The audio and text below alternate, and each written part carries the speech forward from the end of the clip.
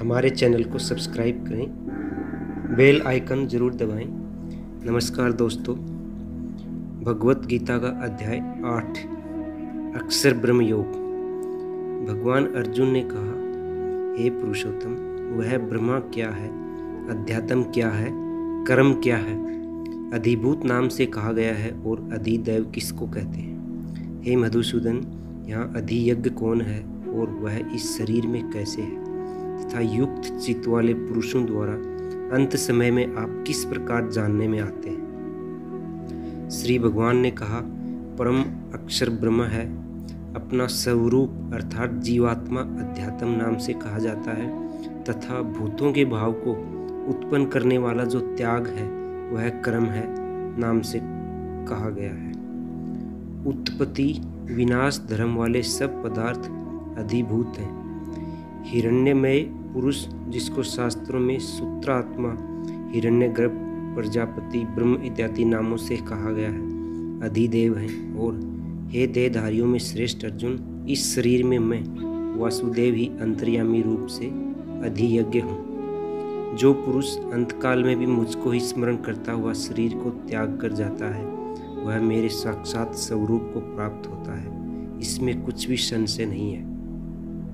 हे कुंती पुत्र अर्जुन, यह मनुष्य अंत काल में जिस भी भाव को स्मरण करता हुआ शरीर त्याग करता है उसको ही प्राप्त होता है, क्योंकि वह सदा उसी भाव से भावित रहा है। इसलिए हे अर्जुन, तुम सब समय में निरंतर मेरा स्मरण कर और युद्ध भी कर। इस प्रकार मुझे अर्पण किए हुए मन बुद्धि से युक्त होकर तुम निसंदेह मुझको ही प्राप्त होगे। हे पार्थ, यह नियम है कि परमेश्वर के ध्यान के अभ्यास रूप से युक्त दूर श्री ओर न जाने वाले चित्त से निरंतर चिंतन करता हुआ मनुष्य परम प्रकाश रूप दिव्य पुरुष को अर्थात परमेश्वर को ही प्राप्त होता है। जो पुरुष सर्वज्ञ, अनादि, सबके नियंता, अंतर्यामी रूप से सब प्राणियों के शुभ और अशुभ कर्म के अनुसार शासन करने वाला, सूक्ष्म से भी अति सूक्ष्म, सबके धारण पोषण करने वाला, अचिंत्य स्वरूप, सूर्य के सदृश, नित्य चेतन, प्रकाश रूप और अविद्या से अति परे शुद्ध सच्चिदानंदन परमेश्वर का स्मरण करता है। वह भक्ति युक्त पुरुष अंतकाल में भी योग बल से भ्रकुटी के मध्य में प्राण को अच्छी प्रकार स्थापित करके फिर निश्चल मन से स्मरण करता हुआ उस दिव्य रूप परम पुरुष परमात्मा को ही प्राप्त होता है।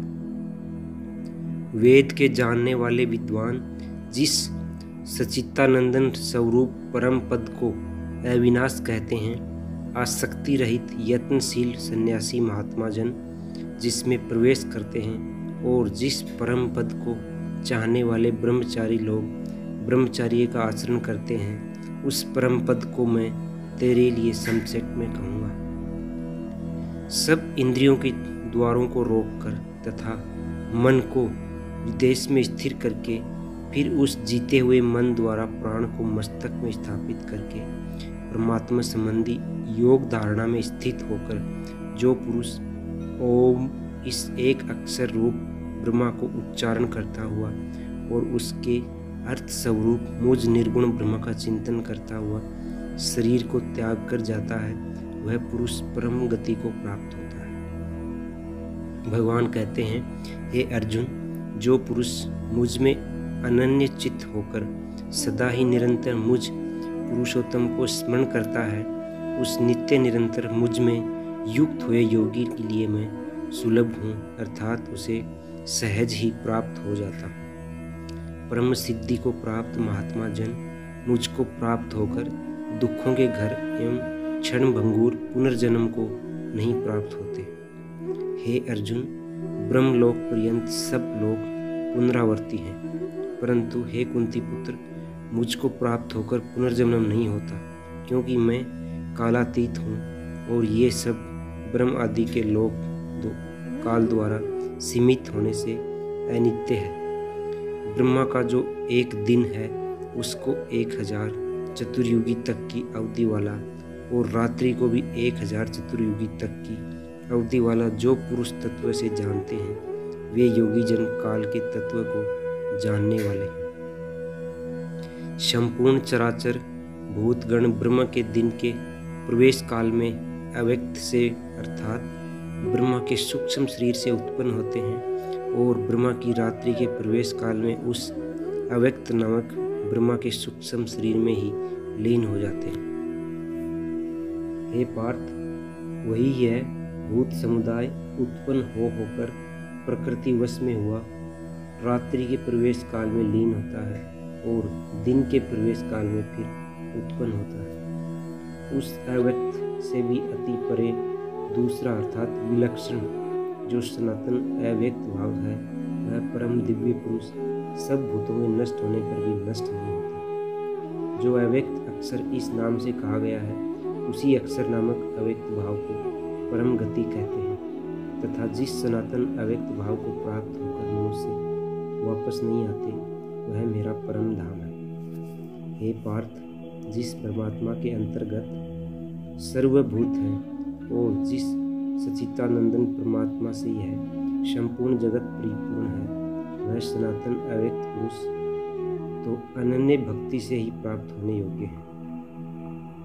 हे अर्जुन, जिस काल में शरीर त्याग कर गए हुए योगी जन तो वापस न लौटने वाली गति को और जिस काल में गए हुए वापस लौटने वाली गति को ही प्राप्त होते हैं उस काल को अर्थात दोनों मार्गों को कहूँगा। जिस मार्ग में ज्योतिर्मय अग्नि अभिमानी देवता है, दिन का अभिमानी देवता है, शुक्ल पक्ष का अभिमानी देवता है और उत्तरायण के 6 महीनों का अभिमानी देवता है, उस मार्ग में मरकर गए हुए ब्रह्मवेता योगी जन उपयुक्त देवताओं द्वारा क्रम से ले जाकर ब्रह्म को प्राप्त होते हैं। जिस मार्ग में धूमाभिमानी देवता है, रात्रि अभिमानी देवता, कृष्ण पक्ष का अभिमानी देवता और दक्षिणायन के 6 महीनों का अभिमानी देवता है, उस मार्ग में मरकर गया हुआ सकाम कर्म करने वाला योगी उपयुक्त देवताओं द्वारा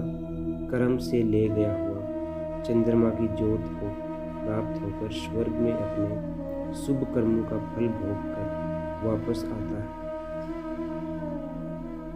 क्योंकि जगत के ये 2 प्रकार शुक्ल और कृष्ण अर्थात देवयान और पितृयान मार्ग सनातन माने गए। इनमें एक द्वारा गया हुआ अर्थात अचिर मार्ग से गया हुआ योगी जिससे वापस नहीं लौटना पड़ता उस परम गति को प्राप्त होता है और दूसरे के द्वारा गया हुआ अर्थात धूम मार्ग से गया हुआ सकाम कर्म योगी फिर वापस आता है अर्थात जन्म मृत्यु को प्राप्त होता है। हे पार्थ, इस प्रकार इन दोनों मार्गों को तत्व से जानकर कोई भी योगी मोहित नहीं होता। इस कारण हे अर्जुन, तुम सब काल में समबुद्धि रूप से योग से युक्त हो अर्थात निरंतर मेरी प्राप्ति के लिए साधन करने वाले। भगवान कहते हैं, योगी पुरुष इस रहस्य को तत्व से जानकर वेदों के पढ़ने में तथा यज्ञ तप और दान आदि के करने में जो पुण्य फल कहा है उन सबको निसंदेह उल्लंघन कर जाता है और सनातन परम पद को प्राप्त हो जाता है। दोस्तों, अध्याय 8 यहीं समाप्त होता है। धन्यवाद। हमारे चैनल को लाइक करें, शेयर करें, सब्सक्राइब करें।